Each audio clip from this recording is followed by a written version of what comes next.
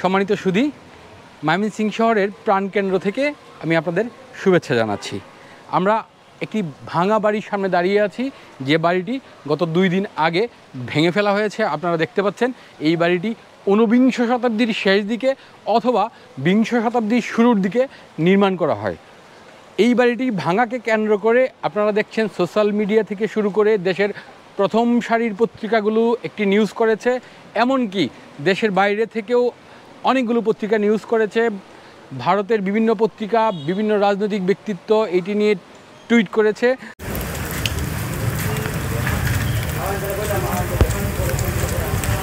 আপনারা জানেন যে সত্যজিৎ রায়ের পিতামহরা জমিদার ছিলেন।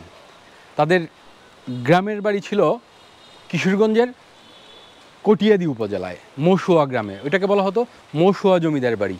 মশুয়া জমিদার বাড়িতে তারা থাকলেও এইখানে তাদের একটি কাচারি বাড়ি ছিল। তখনকার সময় এই অঞ্চলে যত জমিদার ছিলেন তাদের প্রত্যেকেরই ময়মনসিংহ শহরে একটি বাড়ি ছিল, সেই বাড়িটিকে বলা হতো কাচারি বাড়ি। এই হরিকিশোর রায় রোডে সত্যজিৎ রায়দের একটি বাড়ি ছিল, তবে ওই বাড়িটি এই বাড়ি না। সত্যজিৎ রায়দের যে ভবনটি ছিল সেটি এই হরিকিশোর রায় রোডের এই ভবন থেকে 100 মিটার দূরে অবস্থিত, যেটি পুণ্যলক্ষ্মী ভবন নামে। আমরা ওই ভবনটি দেখেছি। ওইখানে একটি কমিউনিটি সেন্টার ছিল, যেটি 2009 অথবা 10 সালে ভেঙে ফেলা হয়। তখন ময়মনসিংহ শহরে ওই ভবনটি ভাঙার সময় কোনো আওয়াজ ওঠেনি, কেউ কথা বলেনি যে এটি কিংবদন্তি সত্যজিৎ রায়, উপেন্দ্র কিশোর রায়, সুকুমার রায়দের বাড়ি, আমরা এই ভবনটি রাখতে চাই, এরকম কোনো কথা কিন্তু তখন উঠে নাই। এর এই পাশেই কাছেই হচ্ছে সত্যজিৎ রায়দের কাচারি বাড়ি। চলুন আমরা আপনাদেরকে ওই বাড়িটি একটু দেখিয়ে আনি। এই যে এই ভবনটাই দেখছেন, এইটাই একসময় সত্যজিৎ রায়দের কাচারি বাড়ি ছিল, যেটি পরে আমরা দেখেছি একটি কমিউনিটি সেন্টার, দুর্লভ ভবন নাম ছিল। এখন যে বহুতল ভবন করা হয়েছে এইটির নাম দেওয়া হয়েছে দুর্লভ ডালিয়া টাওয়ার। এই দুর্লভ ডালিয়া টাওয়ারটির জায়গাতেই সত্যজিৎ রায়দের কাচারি বাড়িটি ছিল। এখন তাহলে প্রশ্ন হলো, এই বাড়িটি যদি সত্যজিৎ রায়দের বাড়ি না হয় তাহলে এটি নিয়ে কেন বিতর্ক তৈরি হলো? এটি নিয়ে বিতর্ক তৈরি হলো আমাদের অজ্ঞতার কারণে। আমাদের সরকার জানে না এই বাড়িটি কার, আমাদের জনগণ জানে না এই বাড়িটি কার, আমাদের সংবাদপত্র জানে না এই বাড়িটি কার।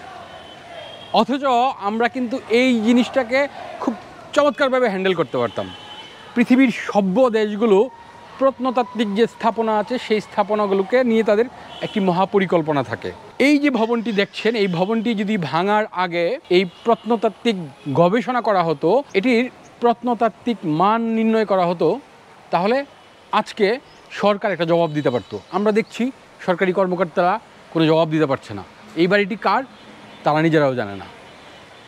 যখন আপনি একটি প্রত্নতাত্ত্বিক স্থাপনা ভাঙবেন, সেটির প্রত্নতাত্ত্বিক মূল্য এবং ইতিহাস জানবেন না, তখন আপনাকে বিতর্কের মুখে পড়তেই হবে। এই বিল্ডিংটা আমাদের চোখের সামনে শিশু একাডেমি নামেই দীর্ঘদিন ধরে আমরা দেখে আসছি, এবং একটা সময় এখানে মানে সকাল বিকাল বাচ্চাদের কলকালগুলিতে মুখরিত ছিল, এবং এখানে বেশ অনেকের আমি জানি যে ছোটোবেলা কেটেছে অনেক সুন্দরভাবে, আবৃত্তির, সঙ্গীতের বিভিন্নভাবে।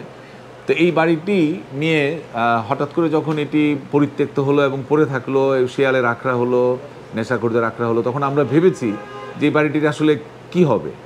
তো এটি যখন মানে হঠাৎ করে ভাঙা হচ্ছিল, তখন কিন্তু আমরা অনেকে না বুঝে রিয়েক্ট করেছি যে এটি একটি ঐতিহ্যিক বাড়ি, এটির নিশ্চয়ই একটি আলাদা রকম ইতিহাস আছে, যে কারণে এটি ভাঙার আগে এটি সম্বন্ধে একটি ব্যাখ্যা সরকারের দেওয়া উচিত ছিল, এবং সেটি ঝুলিয়ে, সেই ব্যাখ্যাটি ঝুলিয়ে এটি ভাঙলে আজকে এই বিভ্রান্তিটি তৈরি হতো না। মূল বিষয়টি হচ্ছে যে এটি যে কথাটি বলা হচ্ছে, যে কারণে পার্শ্ববর্তী দেশ থেকেও প্রতিক্রিয়া এসেছে যে এটি সত্যজিৎ রায়ের স্মৃতি বিজড়িত, তাদের পরিবারের স্মৃতি বিজড়িত বাড়ি। প্রকৃতপক্ষে সেটি সত্য নয়।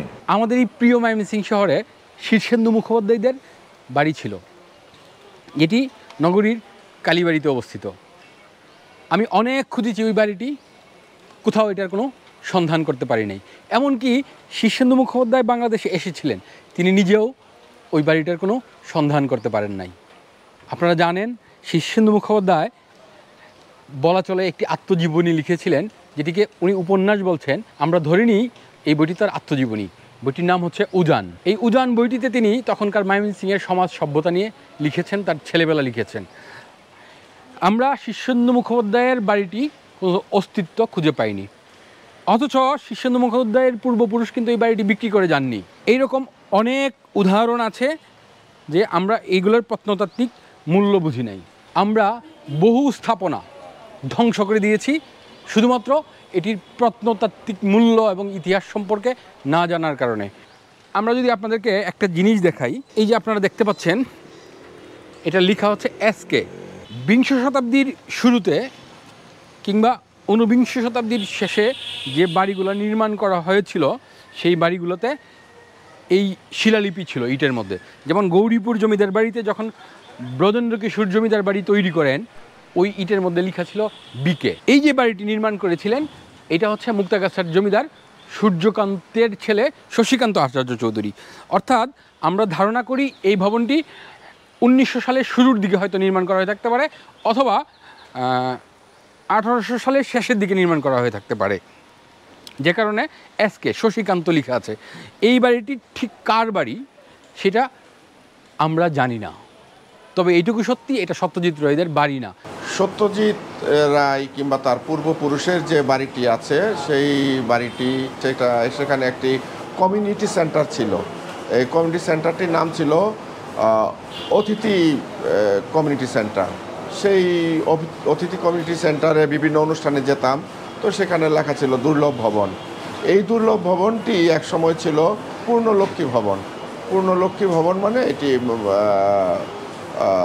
প্রখ্যাত চলচ্চিত্রকার সত্যজিৎ রায়ের পূর্বপুরুষের অর্থাৎ প্রপিতামহ দাদার বাবা যিনি ছিলেন হরিকিশোর রায়, তার বাড়ি ছিলেন এই বাড়িটি। কেউ বলছে এই বাড়িটি ছিল অনাথ বন্ধু গুহের বাড়ি। অনাথ বন্ধু গুহ একজন অ্যাডভোকেট ছিলেন, তিনি এই এলাকার মানুষের জন্য 2টি স্কুল প্রতিষ্ঠা করেছিলেন, বিখ্যাত মানুষ। অনেকেই বলছে এই বাড়িটি ছিল রণদা প্রসাদ সাহার, যিনি সমাজ সংস্কারক দানবীর মানুষ ছিলেন।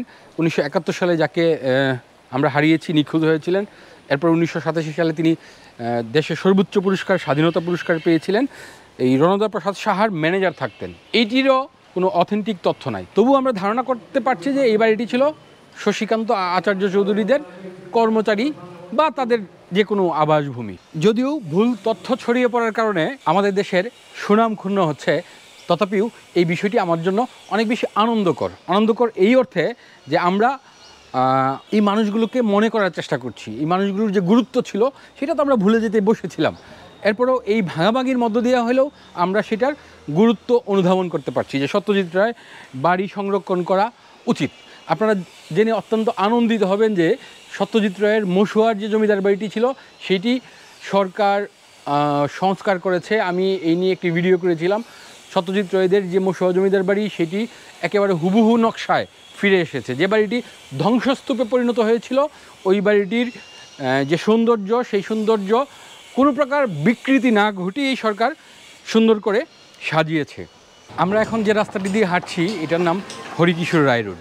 হরিকিশোর রায় দত্তক নিয়েছিলেন ভাইপো উপেন্দ্র কিশোর রায়কে। উপেন্দ্র কিশোরের ঘর আলো করেই জন্ম নেন সুকুমার রায়, যিনি ছিলেন বিখ্যাত শিশু সাহিত্যিক, রম্য রচনাকার। সুকুমার রায়ের সন্তান সত্যজিৎ রায়। এই উপেন্দ্র কিশোর রায় যিনি সত্যজিৎ রায়ের পিতামহ, তাকে ঘিরে আলাদা আরেকটি বিতর্ক আছে। বিতর্কটি হচ্ছে উপমহাদেশের বিখ্যাত ইতিহাসবিদ যাদবপুর বিশ্ববিদ্যালয়ের গুরু নানক অধ্যাপক অমলেন্দু দে যখন সিরাজের পুত্র এবং বংশধরদের সন্ধানে বইটি লিখেন, তখন তিনি দেখান যে গৌরীপুরের জমিদার যুগল কিশোর রায় চৌধুরী হচ্ছেন নবাব সিরাজউদ্দৌলা এবং আলেয়ার পুত্র। এটি তিনি টানা 30 বছর গবেষণা করে প্রমাণ করেন। পরবর্তীতে এই যুগল কিশোর রায় চৌধুরীর যে পরবর্তী প্রজন্ম, লালা দে প্রজন্ম, তারা তাদের DNA টেস্ট করিয়েও এটির সন্ধান পেয়েছে। যুগল কিশোর রায় চৌধুরীর সন্তান হচ্ছে সৌরেন্দ্র কিশোর রায় চৌধুরী। সৌরেন্দ্র কিশোরের ঘর আলো করে জন্ম নেন উপেন্দ্র কিশোর রায় চৌধুরী। এই 2 উপেন্দ্র কিশোরকে একসাথে মিলানো হয়, কিন্তু বস্তুত এই 2 উপেন্দ্র কিশোর আলাদা ব্যক্তি, 2 জন এক ব্যক্তি না। সত্যজিৎ রায়ের পিতামহ উপেন্দ্র কিশোর হচ্ছে হরিকিশোর রায়ের যে ভাইপো তার ছেলে। অন্যদিকে সৌরেন্দ্র কিশোর রায় চৌধুরীর সন্তান উপেন্দ্র কিশোর রায় চৌধুরী আলাদা ব্যক্তি।